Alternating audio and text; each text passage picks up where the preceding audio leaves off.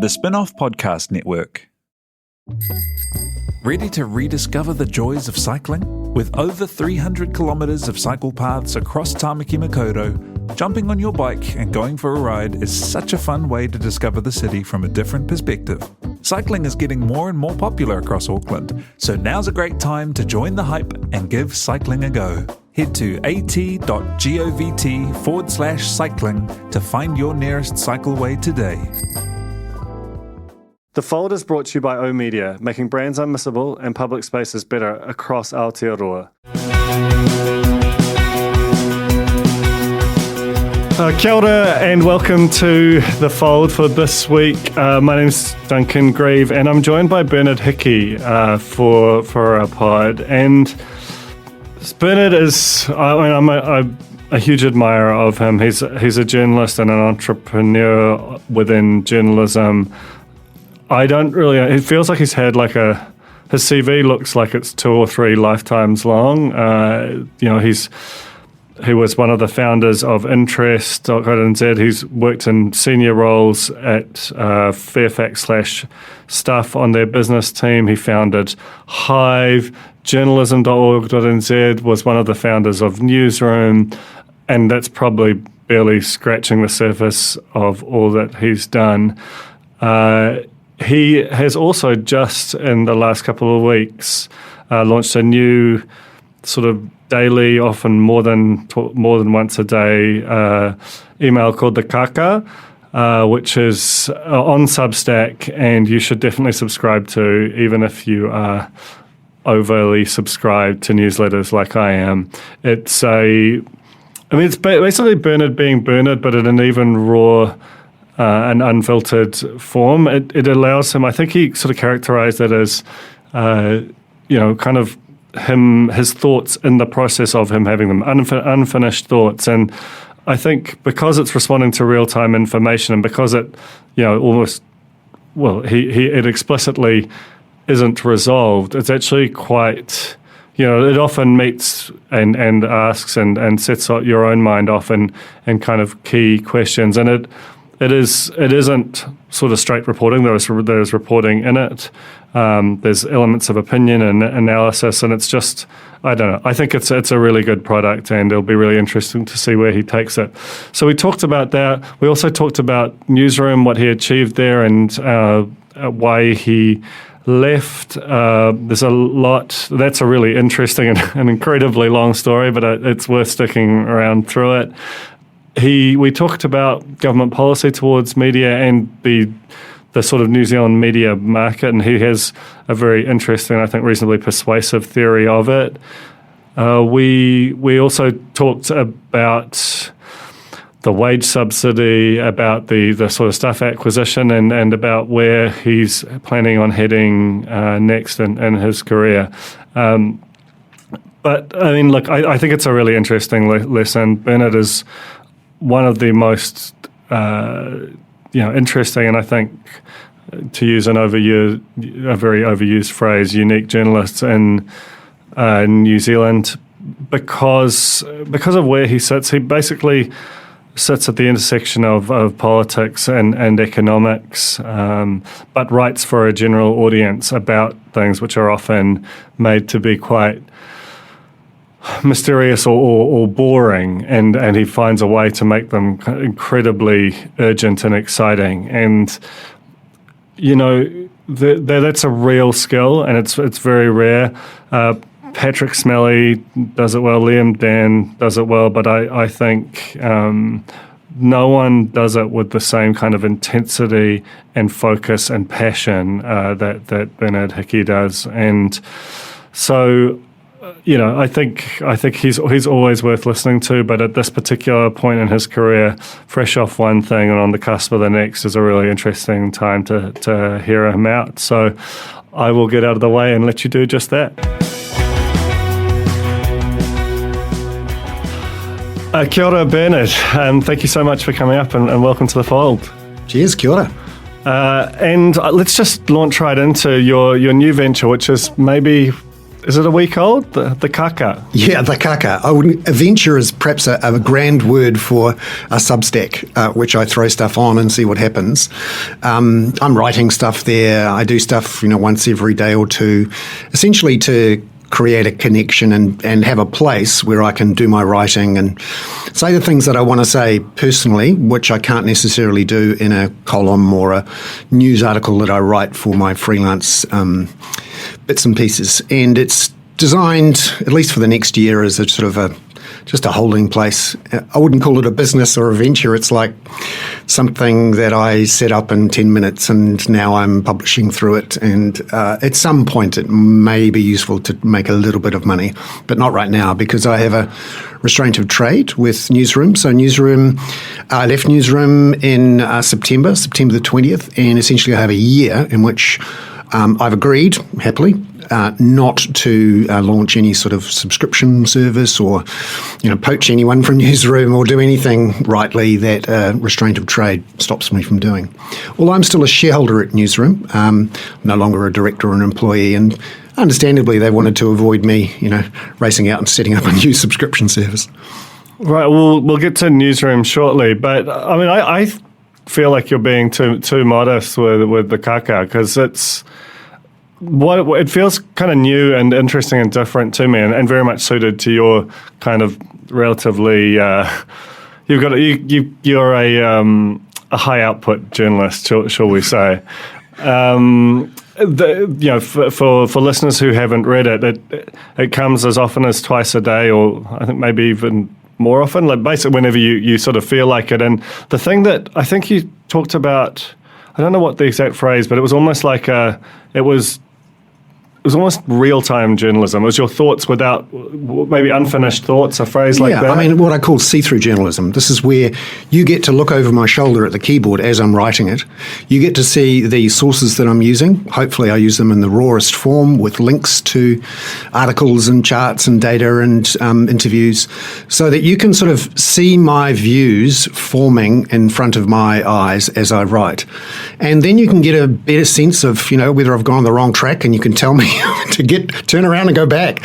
Or, hey, you didn't know this. You think this is what's happening, but this is what's actually happening because I know, and here's why. And people can either give me feedback through back channels, or they can go on and do what every blog does, which is have a comment and have a discussion. So it feels to me like a place where a safe place where I can put all of my stuff. Part of the problem these days when you're working as a freelancer or in the gig space is you've got things in all sorts of different places, but it's hard to, remember where they are or pull them together or have a repository where that you can be confident they're not going to, fly away or some server's going to be turned off and it's all gone. I mean, I've written zillions of words at all sorts of sites where I couldn't get hold of that stuff anymore. The link rot is awful. And so if you've got a place that's yours, you can, have a repository, which is useful. Yeah, I mean, that sense of it happening in something like real time is what I find most appealing about it, and that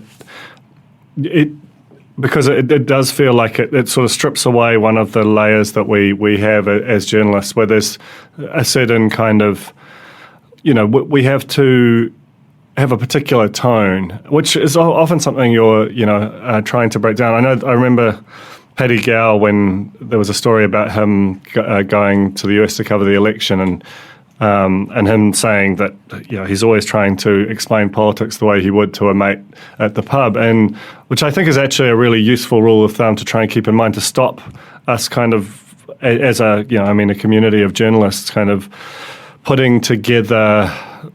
Just using shorthand or kind of particular formal phrases that are actually a barrier to a lot of people. Not that you don't go into sort of technical and some pretty I love going into the gory detail. And my way of doing something similar to Paddy, who I like, by the way, and had an office next to him for 3 or 4 years. My way of doing it is to think that I'm explaining this to my mum. So often when I'm on radio or doing any sort of interview or even trying to write, I will be writing as if it's for my mum. So she probably has no idea about the internal workings of the bond market or what's really going on in a caucus room or, why the Prime Minister is so unusually cautious in this area or aggressive in this area, I'll try and explain it as if I was explaining it to my mum. That means I'm not going to be mean or rude or condescending or, dumb.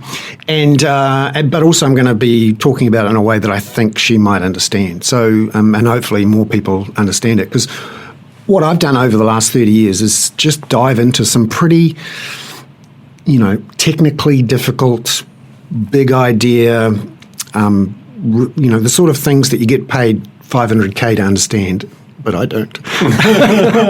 And then I try and explain it to Joe Public, who's getting paid $50K. Well, and I think that,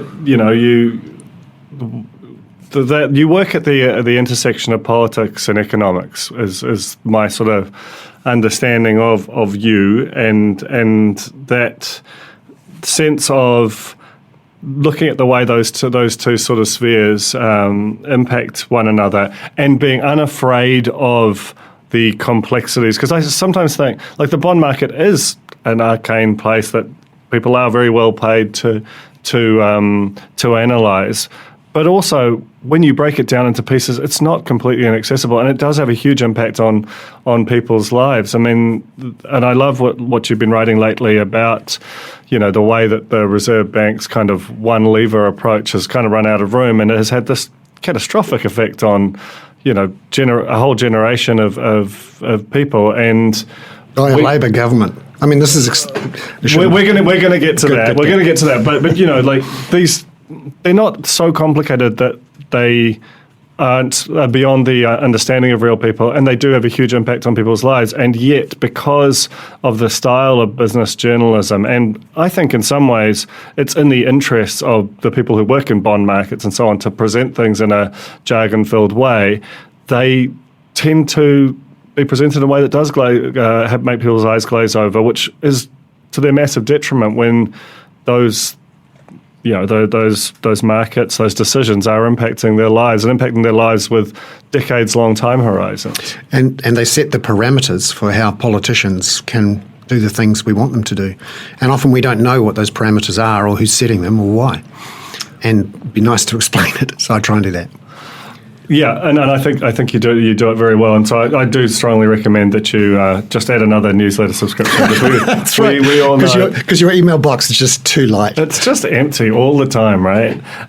So that's what is it? How do people go and find it? You just go to thekaka .substack.com. Or you could Google the Kaka and Bernard Hickey, and let's hope Google's done the work, and we'll send you there.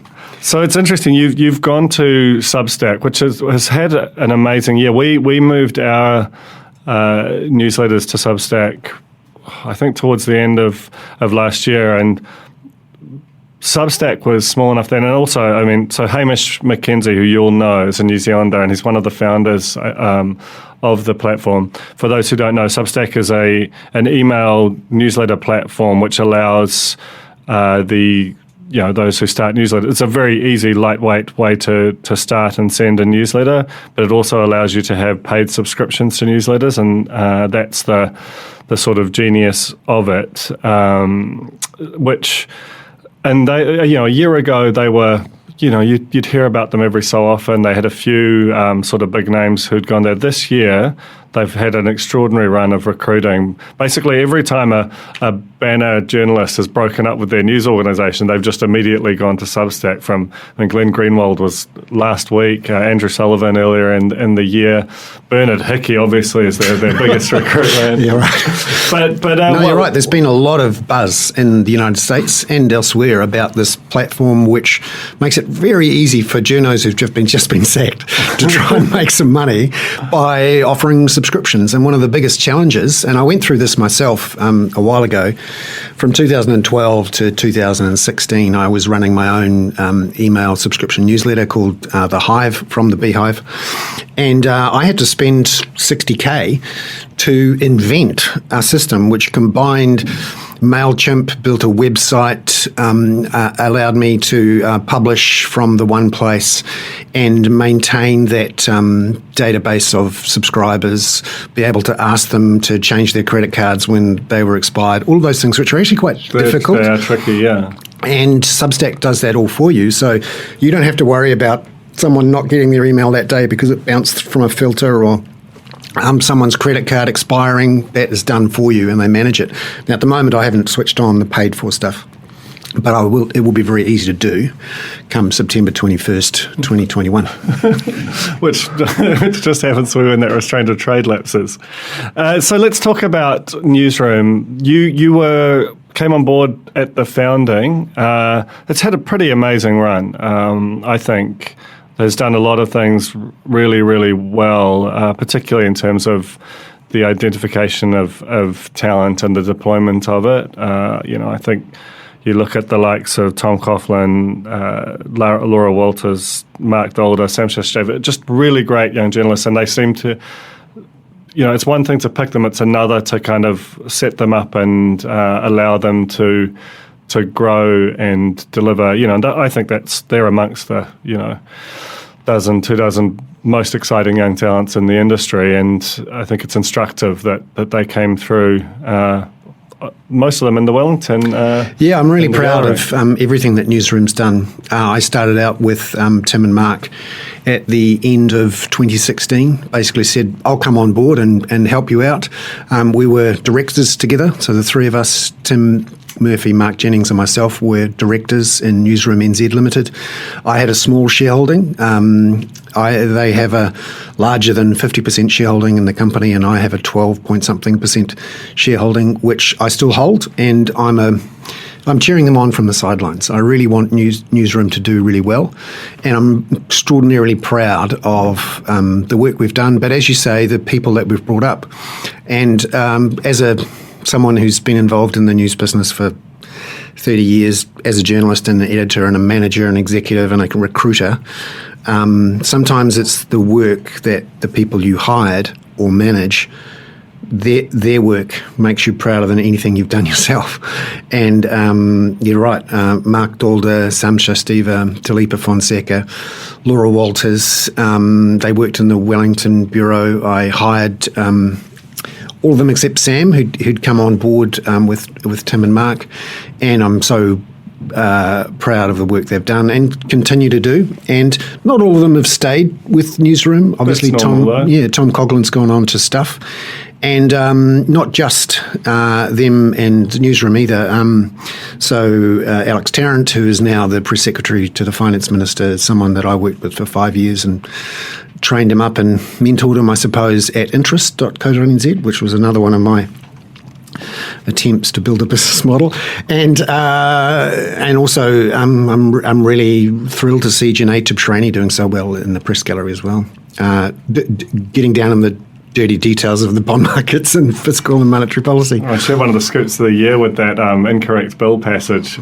Yeah. I mean, they're doing really good, fantastic work, and thank goodness, because if they're not doing it, it's never been done, and all sorts of mayhem would happen we wouldn't know about. Yeah. So, I mean, what you describe sounds quite idyllic in a way. You've got a shareholding. You're mentoring these fantastic young writers, and yet you've left. What happened? Yeah. It's a good question to ask. So I'd been with Newsroom for 3.5 years. Before that, I'd been out on my own building a subscription newsletter, which was doing okay. And before that, I was the co-founder of interest.co.nz. So we're talking there about nearly 12 years of startups. They are hard work. I got a feeling you know exactly how hard they are. I know a little of that, yeah. Not just sheer work, number of hours, but financially. I have been trying for 12 years to build a sustainable business model for useful journalism that makes a difference. And done it in a couple of different ways. Interest.co.nz was an ad-funded online site and still is. It's going great. David Chaston is the owner, and I worked with him to build it up. And it's still doing well, employing, I think, 4 or 5 journalists taking ads from banks and lots of other people. People go there to look at what's happening with interest rates and banks and house prices and all of that stuff. We had this saying at Interest that there's only 2 things that really matter in New Zealand, interest rates and house prices, and that's about right. They've got quite a strong relationship too. And so that's going well. But I realised about 2011-12, that the game was over for online ad-funded news in terms of not being able to grow very quickly. So you can get to a certain level, but then you don't have the real scalability and fast growth that you need to employ all these journalists that are being sacked by mainstream media companies. And, as well as being a crazy socialist, I'm also a mad capitalist. I like to start a business and work and create some value and capture some of that value. And what I found I was doing, particularly in the last 5 or 6 years, was doing an awful lot of writing and work, and I'm pretty buggered at the end of the day, like anyone else. But a lot of people were reading it and going, "Good stuff, Bernard. Thanks." And I'd say, "Yeah, isn't it good? Perhaps you could pay me for it." "Oh, no, you gave it away." And that's the basic problem. And it's a problem for media and journalism. And it creates this sort of dilemma. If you want to do something useful, it has to be seen by everybody. But for everyone to see it, either they all have to buy it or none of them have to buy it. And so the risk with a subscription-based pay-to-read strategy, of course, is that you become irrelevant. You go off into a little sideline. You essentially create a small community of people who pay you for it. You become the tree that fell in the forest. So you can do the most amazing scoop, the most interesting analysis, and if 2,000 people read it, well, then you're sort of irrelevant. And that's the problem for anyone starting up. When you try to start a news organisation, you want to make big splashes and get big audiences reading what you're doing.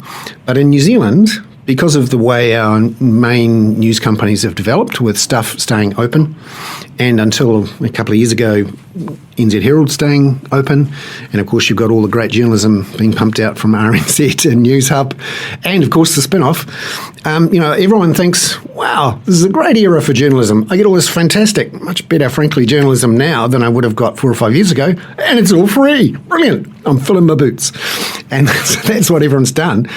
And my idea with Newsroom was we would put something behind a paywall for a day, and then we would open it up to the public. And the deal was you buy a subscription to Newsroom Pro, and for that you get sort of close access to the stuff I'm writing because you get a daily email, and you also get this scoop a day ahead of time.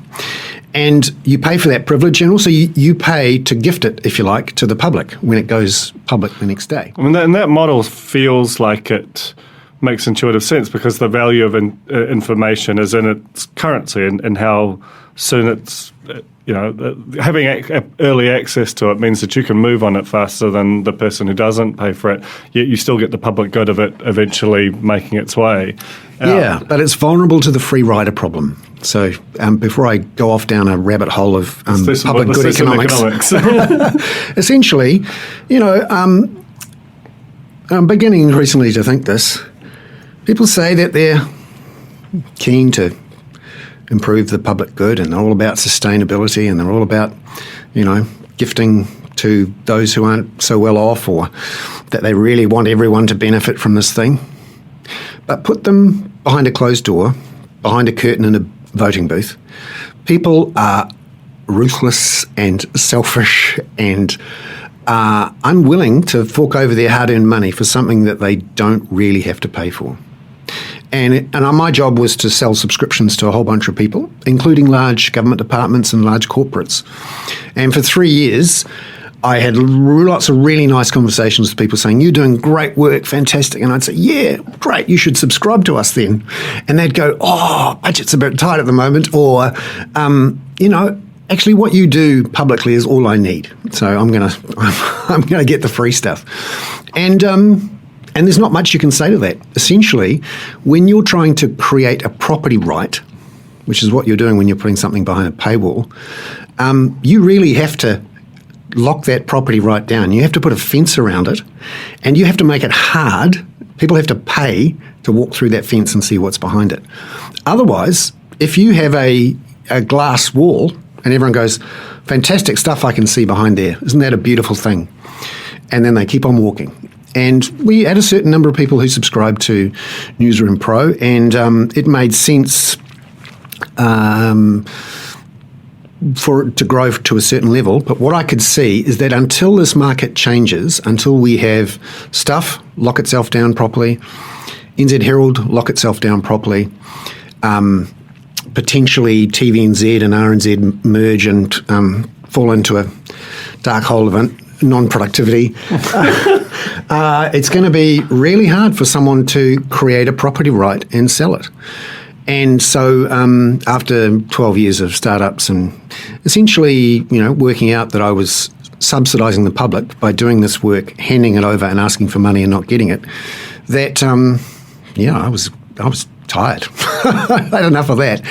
And for me, the moment when I realised that despite all the nice things people say about wanting to help subsidise the public good of journalism, how they want people to keep the bastards honest by asking them tough questions and coming out with the great exclusives and investigations. If you put it up for free, they'll take it and they won't pay for it. Some people will pay for memberships and essentially donate, and there's a certain number who will, and you guys have done a great job, and so have we at pulling those members together and selling that public good, if you like.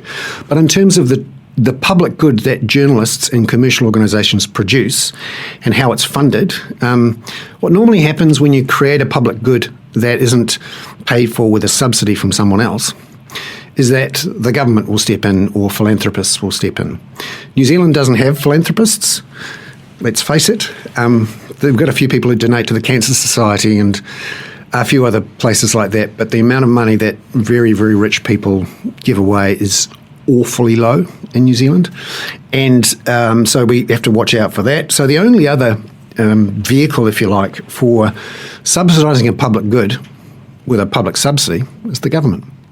And in the middle of COVID, I went to Chris Farfoy and looked at what the government was doing around, firstly, the second media package. Remember, we had the first media package, which was lots of money for RNZ and TVNZ. Well, particularly for MediaWorks was, I think, the biggest single beneficiary. Which was, so TV and radio did okay out of that, essentially not having to pay some government fees, but not the sort of bulk of the journalism produced by newspapers and independent online services. Which is the bulk of the journalism created in New Zealand. They're Stuff are by far the biggest employer of journalists. So this was all going to be solved in the second media package, which we waited for. And I think are we still waiting? Yeah. Yes, I asked Chris Farfoy about this, I think, 4 or 5 times. I did too. I think Peter Stevens, his press sec, is, I'm sure, heartily sick of hearing from the pair of us. And, it was about 50 million, we thought, or been told or suspected. We now know that Winston Peters blocked it. Winston Peters was exposed by some reporting by Matt Shand at Stuff and by Guy Espiner at RNZ. And unfortunately, I think that those organisations paid a financial price for exposing the financial affairs of the New Zealand First Foundation. That's Bernard Hickey's honest opinion, if you're listening, Brian Henry. Yeah.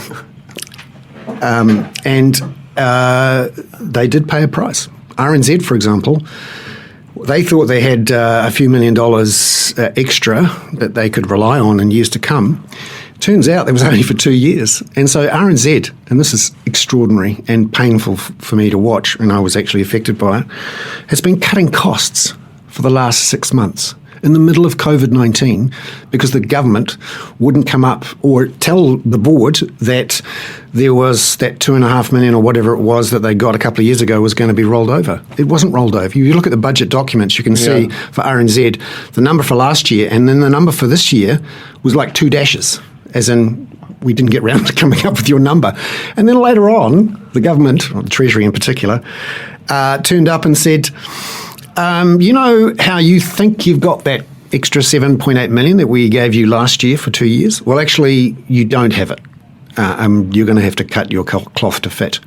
Extraordinary at a time, then this is the public broadcaster of information to inform New Zealanders about the biggest public health threat in our lifetimes, people working day in, day out, their guts out for no, large amounts of money, and the government, which can now borrow money at 0.02%, which gave the racing industry over $80 million, can't find $2 or $3 million in their kitty to help out RNZ inform the public of this crisis. It told me a little bit about how the government's thinking. So the second media package didn't happen. And so I went and said, hey, there's some independent news publishers here who are doing good stuff and are, potentially facing some cash flow issues, like a lot of people were in COVID. And, hey, wouldn't the government like to subscribe to these news organisations? This would be a good way for the government to help and to get something in return and to create a, useful arm's length way of distributing public subsidies for a public good. And he said, good idea. And then he announced that the $1.3 million would go to independent publishers like Spin-Off, Newsroom, Business Desk, those sorts of small independent groups that were that had memberships and subscriptions. And then we waited, and then we waited. And it turns out it had been handed on to a government bureaucracy, Culture and Heritage, who then spent 5 months working out how to spend $1.3 million. And I can't say how much Newsroom got, and I'm guessing you can't either, but it was a tiny proportion of that $1.3 million. And ultimately, 3 to 4 months into this wait for this money from the government, I actually realised that this government does not care a jot about the public good created by the commercially run news media. Otherwise, they would have pushed back against Winston Peters and they would have delivered on their promises. And the Prime Minister is one of those with the most ambivalent attitudes on this. She has used and built up an enormous following for direct influence with voters through Facebook. And for those who followed her on Facebook, you would have gotten a little video note I'm talking like a text journalist, a little video, a little video every day during the election campaign saying, hey, end of my day, here's what I'm doing, here's what I've done, just political connection gold. And when in the middle of the crisis, we asked in the press gallery, what are you going to do to make sure that Stuff, which at that point was potentially about to be shut down, luckily it wasn't, but it was close to it. We said, what about Stuff? And her answer was, well, that's not really my issue. They're a commercial organisation. I don't have the ways to reach the public that Stuff does, apart from Facebook, and I've already got that. And for me, I think it's time for someone to call out the Prime Minister and her attitude towards big tech and Facebook in particular, which last year we thought she was very aggressively pushing for big tech and Facebook to do the right thing through this Christchurch call. But increasingly, as the months have gone on, it's become clear to me she sees Facebook as a fantastic way to reach her audience and to reach potential voters, to essentially go around the news media, who most politicians, let's face it, love when they're in opposition but hate when they're in government. And this government is no different. And I despaired of the lack of support by this government for public subsidies for public good journalism. And it stuns me at a time when we look the most together, cohesive, productive country in the world with a death rate of 5 per million, when America's death rate is 700 per million. And our Prime Minister looks like the most competent, kind, useful Prime Minister in the world, who was able to corral together a country and get them behind her health message and be, as one, 90% in favour of the level 4 lockdown, which no other country in the world could do. Why was that? Yes, she's a fantastic communicator, and accidentally on purpose it was the right thing to do. But she also did it because she had the support of New Zealand's mainstream and small independent media for this message. So, and I think the Spin-Off and Newsroom played a major role in essentially illustrating the issues with amazing illustrations and stories from Mark Dolder and op-eds from various people to say, hey, a lockdown will hurt in the short term, but it's the right thing to do from a science and public health point of view, and we are behind what the government's doing. And not only the spin-off on Newsroom, but NZME, Stuff, RNZ, MediaWorks, TVNZ, all got behind the government, let's face it, and said, yeah, we're in this together. We're part of the team of 5 million. We back you, Prime Minister. And so the message that went out to the public was clear. It was uncontested. It was essentially, this is the right thing to do. Now, in other countries, that hasn't happened. So you've had media companies, in particular News Corp, obviously, in Australia. Anyone watching the news media in Australia will see that the News Corp tabloids, the Daily Telegraph and the Herald Sun, or the Sun Herald, I can never remember which way it goes, they have been, aggressively pushing against lockdown stringencies. The Australian, help us. The stuff that they're writing on there. They used to be a good newspaper. I know. It's pure Fox News stuff. And then, of course, you've got Sky News in Australia, which in the evenings is basically Fox News. Well, it's at times it kind of makes Fox News look restrained. It's kind of extraordinary product. So what you have is in other countries, you've got a bunch of media saying dumb things, weaponising and enabling the misinformation that bubbles up from the Facebookosphere, and countries aren't as cohesive. They aren't as behind the message. Now, other countries also probably don't have the clear communications and the simple governance structures that we have here, but our media played an enormous role in providing a public good. They backed the government and ensured that message got out. That isn't the case elsewhere.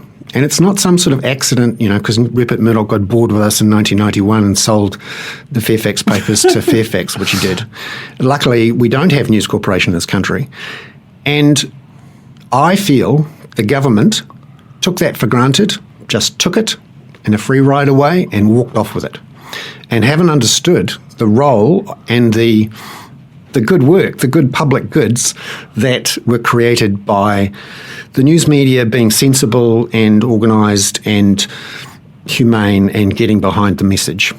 And 3-4 months into it and watching what they were doing, watching us fall away and wither away without helping, I said, I'm not coming back into this and risking my financial future and also my workload, because until the government realises that and actually has a strategy to deliver a public subsidy for a public good and stops being so freaking selfish, frankly, I can't see a way forward for commercial media, particularly startups, doing public good journalism at scale until A, there's some resolution with Stuff going behind a paywall properly, and B, the government actually doing something about providing a public subsidy for this public good work.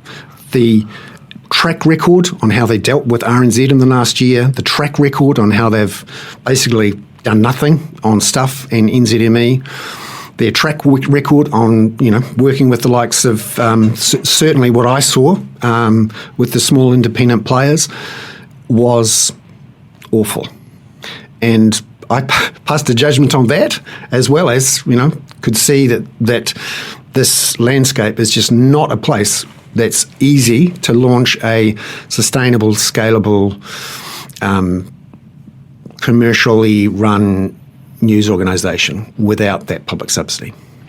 And that, I was about to say that is the short answer to why Bernard Hickey left Newsroom. So there was a whole lot in that, and I want to pull on some of those threads. You now, along with the Kaka, you are also writing a weekly column for Stuff? Yeah. So just filed it this morning. Is this the one about Fulton Hogan? No, actually, I do a couple of pieces. I had a good old crack at it. Because I want to talk about the wage subsidy. Sure. That's just basically me indulging a mutual passion we share. The Fold is brought to you by O Media, making brands unmissable and public spaces better across Aotearoa, with over 4,000 out-of-home advertising sites nationwide across both street furniture and retail centres. I'm super grateful to O Media for enabling us to make unmissable connections with Kiwis. Raising capital or taking your business to the world?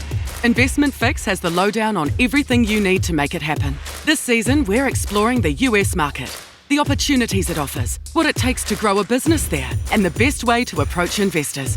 Join some of the superstars of the investment and business world as they share advice from their time in the US so you can make your mahi count in this massive market. The Investment Fix podcast, brought to you by Invest New Zealand. Tune in today. But so you're back at Stuff, which is an organisation that you've spent significant amounts of time over the years, while also being a critic in some respects of their sort of no paywall strategy. And they're also the organisation that has probably they've had a pretty extraordinary year to go from. As you said, that there were times when it felt touch and go about whether they'd even survive, to the sale to Sinead for $1, to I think it's been quite a palpable reinvention of their editorial strategy to be much more, the sort of pivot to trust, as I think Sinead has talked about. Why Stuff for you, and what is your sort of assessment of where they're at and their prospects from here? Yeah, I mean, it's really impressive and encouraging to see Sinead push ahead. That must take some bravery to take on the risk personally of paying 900 people's salaries every month. So as a director of a very small organisation, and I'm sure you have this same, wake up in the middle of the night sweating moment just before you have to make payroll, boy, to do it for 900 people, that's hard. And so I take my hat off to Sinead for taking that risk, particularly when it's not clear to me that she has a significant capital backer to help out when things get tough. Luckily for her and for all of us, there's been what I call the Harvey Norman boom. What happened there? How is it that Harvey Norman has wrapped the front pages of seemingly every newspaper produced in New Zealand? That's got to be a story. Yeah. I'm so curious about it. How much did they pay to basically become the front page of all our newspapers for months and months and months and months? I just hope Shane Curry and Sinead have lots of fantastic furniture. The whiteware in those houses should just be some really big flat screen TVs. So Harvey Norman, as we found out, and it's fun for me to watch how the economy travels, the lockdowns have forced us to stay at home, and we're sick of the sight of our mouldy old couch and our very small TV. And given we're going to spend so much time at home and we're not travelling overseas spending $11 billion a year, hey, let's spend only $6 billion on couches. And so that's what people have done. In the last 3 months, the hardware electronics sector, the Harvey Norman, Noel Leemings of the world, there's been an extra $300 million spent in those shops alone, more than there was a year ago. So those guys are feeling really chuffed and in a good mood to get out there and advertise. Yeah, and they've also, a lot of them have still got the wage subsidy to help sort out their balance sheets. We'll get to that. Yeah. So they're feeling in a good mood. And of course, the newspaper companies are feeling, let's get some cash in the door. What's the big piece of silver we can sell to get the most cash in the door? And it's the wraparound. Now, when I was a journalist at the Dominion Post running the business section there, a wraparound was something you did because, the guy in the sales department had some really big compromat on you, and you had no choice but to accept the wraparound. And it was a crazy premium, right? Yeah, and you'd only see them once or twice a year, and it would be something very, very special. Now, the price has dropped sharply, obviously, and Harvey Norman and a bunch of others are now buying these wraparounds. But I think Harvey Norman must have bulk bought from both organisations a huge amount in advance, which was a way of them kind of shoring up the balance sheet. Someone someone should cover that story. If you're listening, if you're a journalist, tell that story. It's really interesting to me. You've got one click in it. There's a public good problem there too. No, but it is. I think the thing that annoys me about it as a consumer of the news, this is such a digression, but front page matters. It's like really, really fun to look at. I find myself reading I subscribe to both the Weekend Herald and the Sunday Star Times, and I read them less because they're not inviting me in. And I do think there's a little bit of an upfront, you're taking the money up front, but at a certain point you've got to cut that off, because if that becomes forever, I just think if I stop using it, I'll stop paying for it. And I'm obviously a very strange person, and I apologise for that. But I don't think my behaviour is that atypical that you can just give away that. But someone must have come to you and said, "Duncan, I want to do a front page takeover of the spin-off.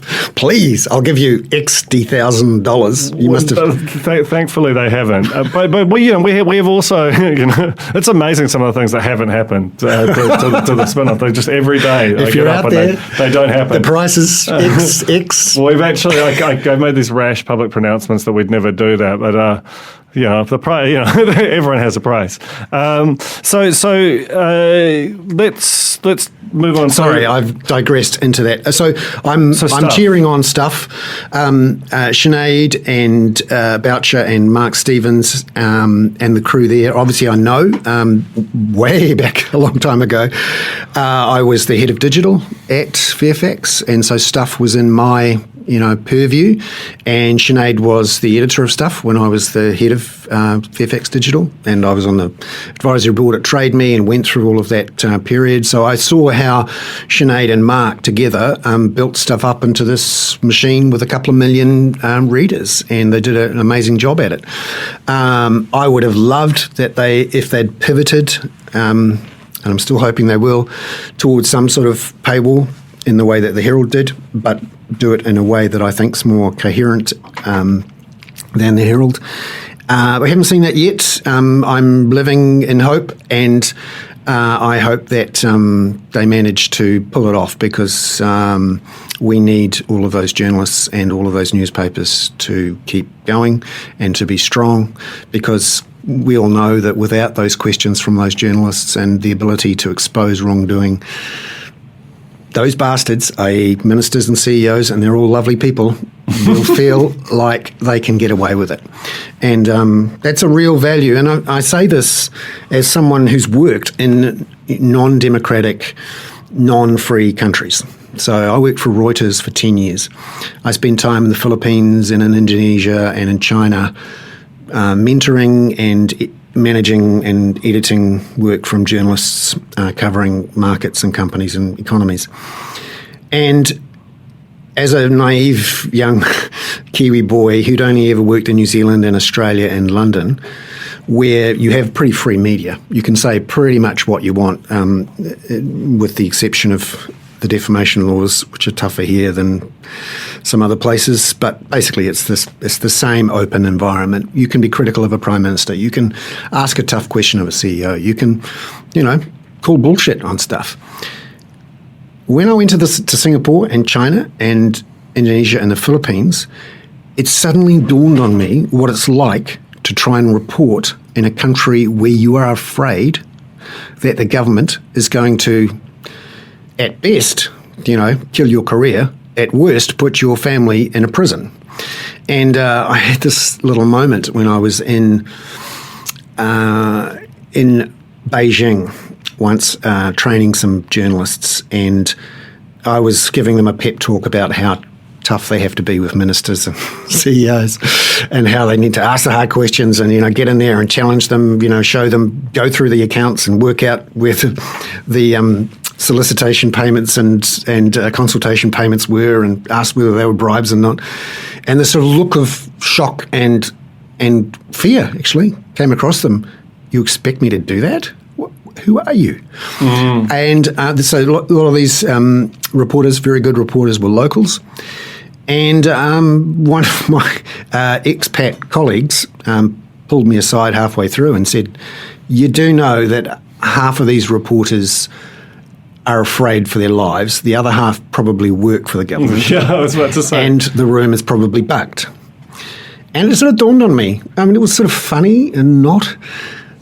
that's how the rest of the world operates. Yeah, there's a huge chunk of the world that's what is natural and normal. Probably a larger chunk of the world that's like that than is like this environment. And there is a value to having an open, transparent place where you can rely on a contract, you can rely on a property right, you can be sure that your boss, the politician, the CEO is going to be exposed for wrongdoing, and that there is someone independent who will ask the hard question and report the answer in public.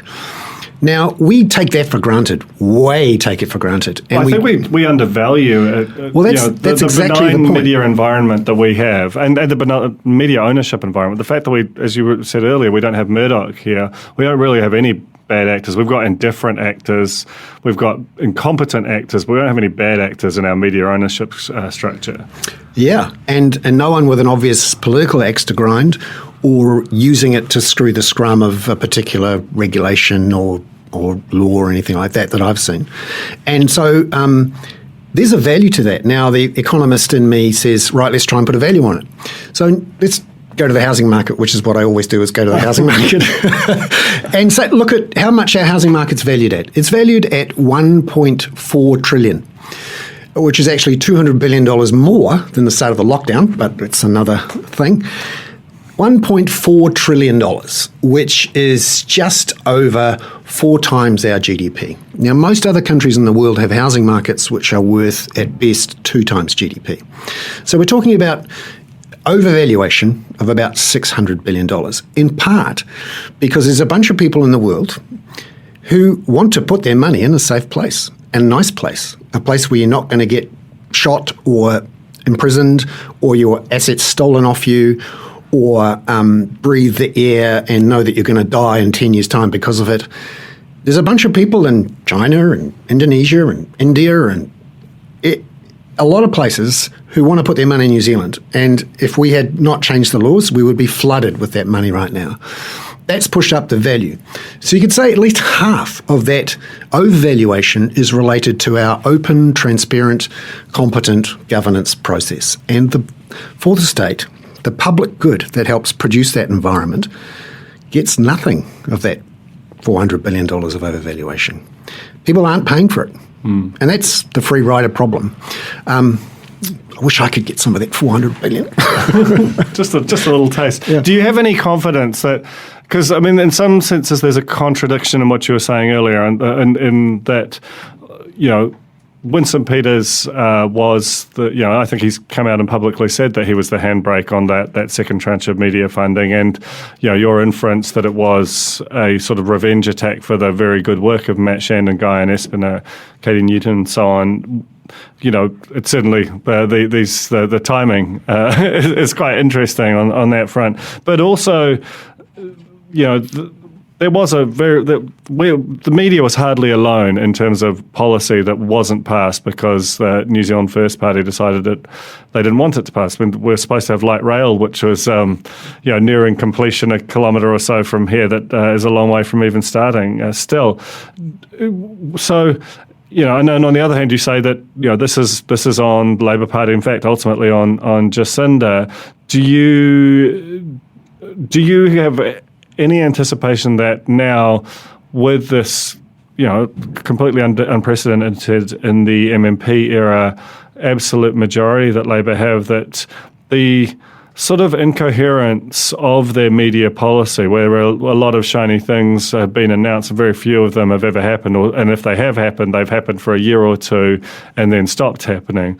Will we see change, do you think, that might start to go some way to solving that sort of free rider problem, or recognising what is ultimately a massive system risk for New Zealand, and that we have, as a country, relied on this great benign media coverage that has been supplied to the public for essentially free over this period of time, and that if that were to go away, diminish, be damaged, that the country would be similarly compromised as a result, potentially? I do hope that the government, free of Winston Peters and the complications of a coalition, will go ahead and do something about this. They've said they would, and it's been a lot of good talk. You can, especially when you're in opposition, you love a free media. But when you're in government, and I've noticed it over the last couple of years, awareness develops. You're naturally bruised by the, complaints and the grumpiness of some of the reporting, or you haven't felt your point of view has been gotten across, the usual thing. And when I spoke to Chris Farfoy at a stand-up just before the election and asked when the second package was coming, it's definitely coming before the election, he basically said, well, is it such a problem anymore? I hear they're doing quite well now. So I don't think there's going to be any action there. And when we asked the Prime Minister in the middle of the crisis, when, there was a really good case that if stuff had collapsed, the government should pick it up and use it to get the COVID message out there, apart from anything else. But the thing we've got to remember is that when they were talking about stuff collapsing, Bauer had just collapsed. It wasn't like there was happening in a vacuum. We had seen very viscerally that media companies don't last forever, and all the Harvey Norman raps in the world don't change the fundamentals of declining print revenues that are not being replaced anywhere near so well by digital revenues. Continue. Yeah, and, if Sinead hadn't found that dollar coin down the back of the couch, maybe it would have been different. I mean, not everyone wants to stand up and take that risk, and if she hadn't, I think Nine would have shut down stuff. And then how would the government get its message across? How would it connect with all those people? Yes, you can connect with a few people on Facebook, but the sheer scale of stuff itself, but NZME too. You've got to remember that NZME is now one of its largest shareholders, is one of those barbarians at the gate, private equity companies, who go around the world buying up newspapers, not because they love news, but because they love the cash flow that comes from it, and they can gear up and make a tax-free capital gain on the growth in their equity if they think they can buy it cheap. And the future, and I'm cheering on stuff and I hope they get it right, the future is that these pressures are not going away, that newspapers will close, journalists will be sacked, governments and councils and mayors will get away with stuff, and everyone will go in 5-10 years' time when there's some scandal, or even worse, they can see a scandal, but they go, hang on, how come why isn't everyone talking about this? I can see it in the accounts on note 17. Why isn't this public? When there's just no one to make it public. And I give the example of the Midwest of America. So between the coasts in America, those big swathes of red territory, there are lots of little cities, 100,000 here, 200,000 here.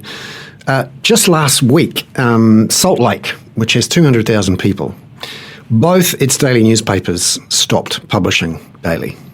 There are multiple numbers of cities that are bigger than the size of Hamilton or Nelson or Gisborne or whatever, do not have newspapers anymore. There are entire state parliaments in America where no one is covering the legislative process. And what happens? The studies have shown that a town which loses its newspaper almost immediately sees an increase in spending by politicians and an increase in malfeasance and governance failures because there's no one watching.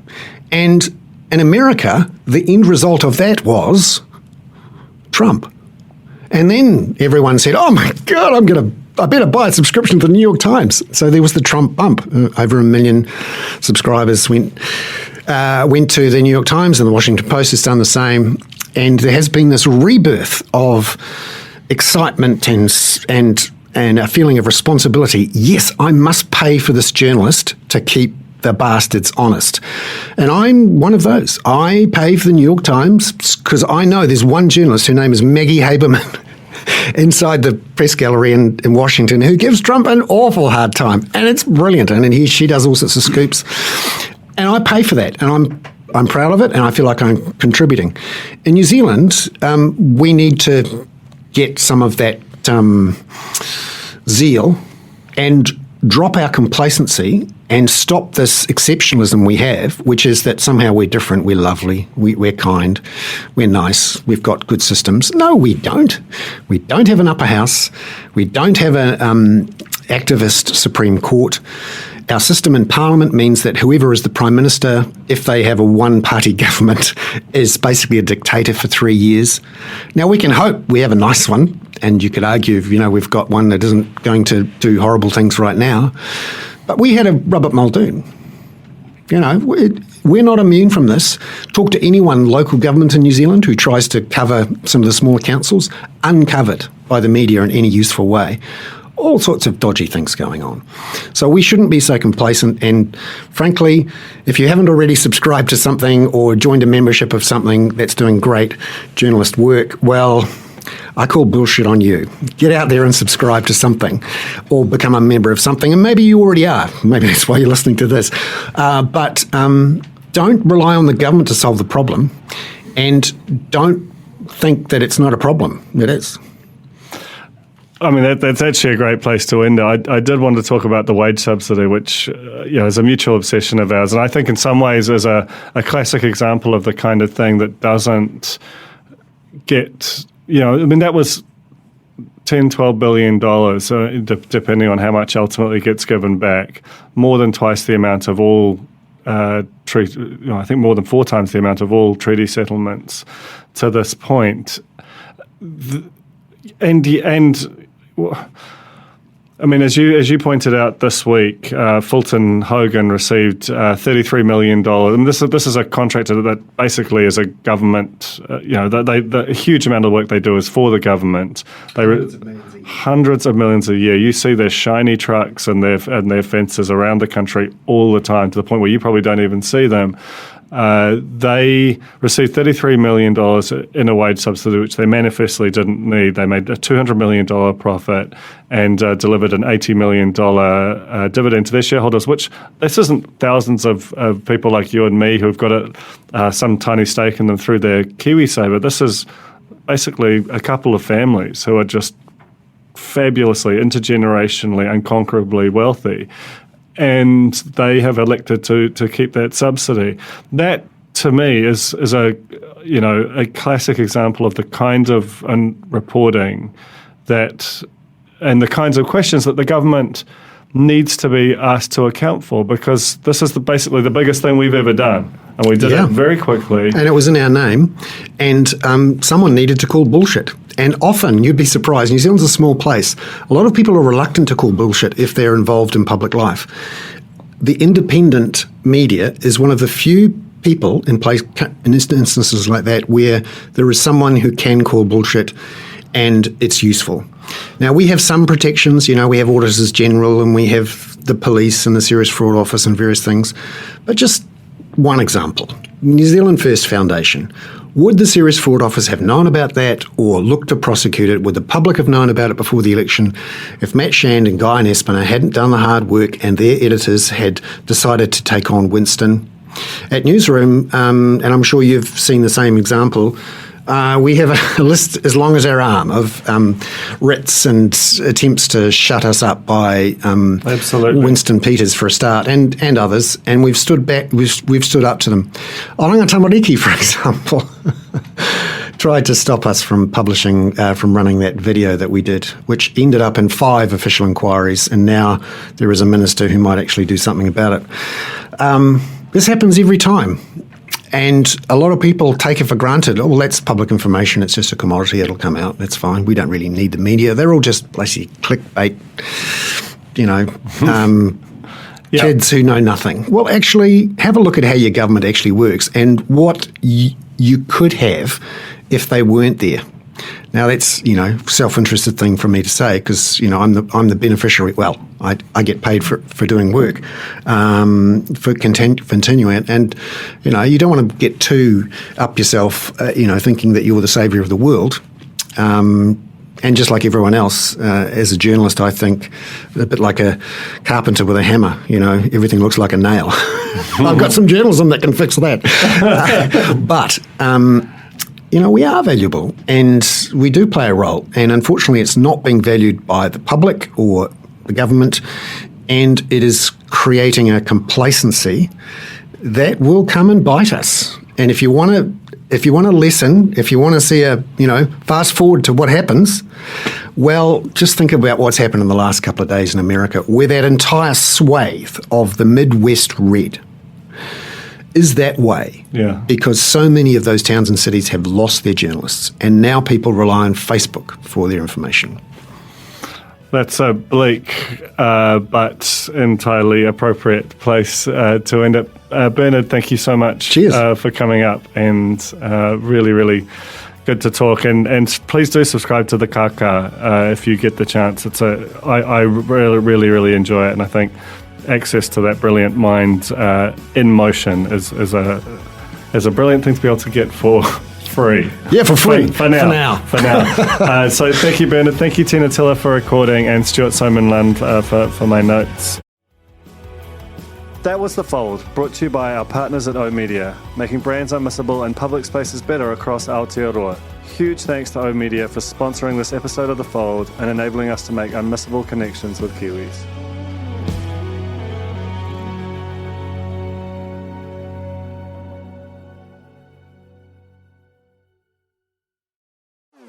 Talofa Lover. I'm Madeline Chapman, editor at The Spinoff.